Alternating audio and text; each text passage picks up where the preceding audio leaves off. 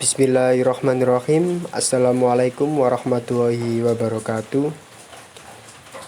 Perkenalkan, nama saya Firman Ari Ardiansyah dengan nomor NIM 5210 4070 003 dari Fakultas Teknik Prodi Teknik Mesin Universitas Islam Mojopahit. Saya di sini akan menjelaskan atau mempresentasikan sebuah uji material, yaitu tensile strength.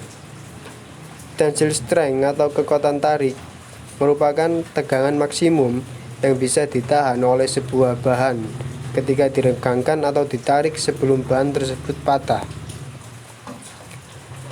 Nah, di sini terlihat sebuah gambar. Di depan saya itu adalah bentuk dari mesin atau alat untuk uji tensile strength. Namanya Ultimate Tensile Machine atau juga bisa disebut dengan Tensile Strength Tester. Ultimate Tensile Machine sendiri merupakan alat penguji untuk mengetahui sifat-sifat suatu bahan. Dengan menarik suatu bahan, kita akan segera mengetahui bagaimana bahan tersebut bereaksi terhadap tenaga tarikan dan mengetahui sejauh mana material itu bertambah panjang dan berakhir dengan putus.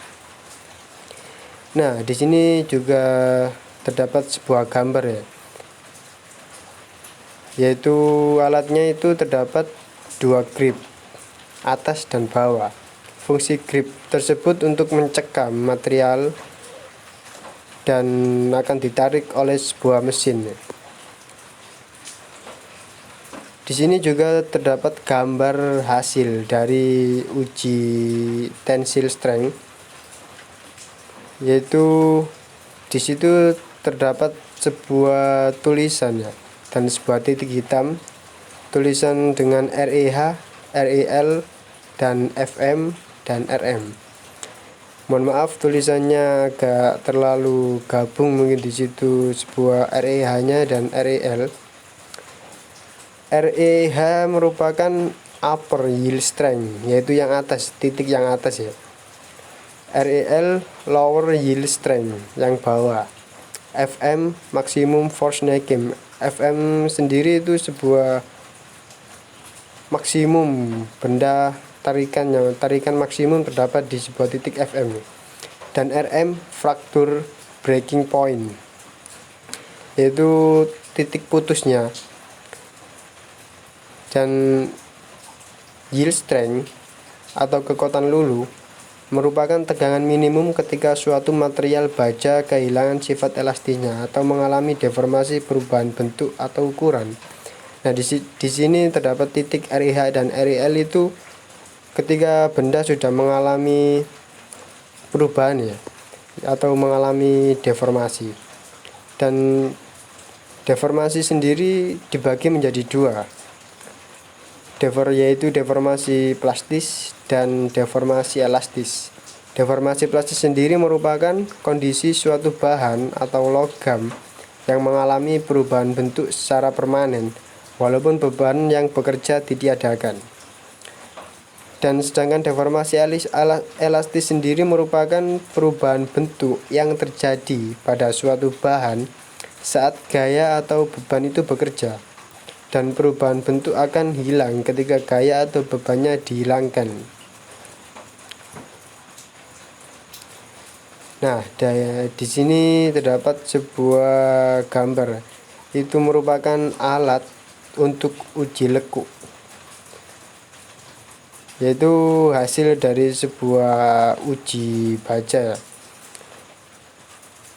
Dan sifat baja sendiri ada sifat kimianya atau ada bahan kimianya, yaitu dapat sebuah karbon atau sulfur dan manga.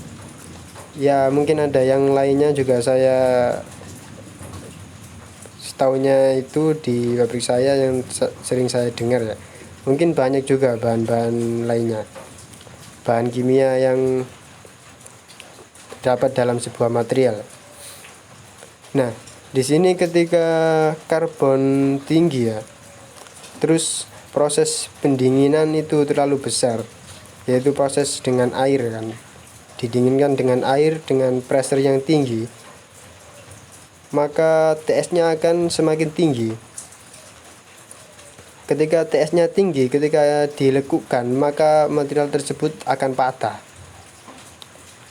Dan tidak baik juga ketika TS-nya juga rendah. Mungkin standar SNI Indonesia yang saya ketahui itu terdapat di 280, 240, dan 420 dan 520. Dan mungkin masih banyak standar-standar yang lain atau luar ya, yang saya ketahui itu dari Amerika ASTM dan dari Jepang JIS ya. Mungkin cuma itu yang bisa saya sampaikan. Kalau ada yang kurang bisa dikoreksi lagi. Dan jika ada kata-kata yang salah, saya mohon maaf. Cukup sekian dan terima kasih. Wassalamualaikum warahmatullahi wabarakatuh.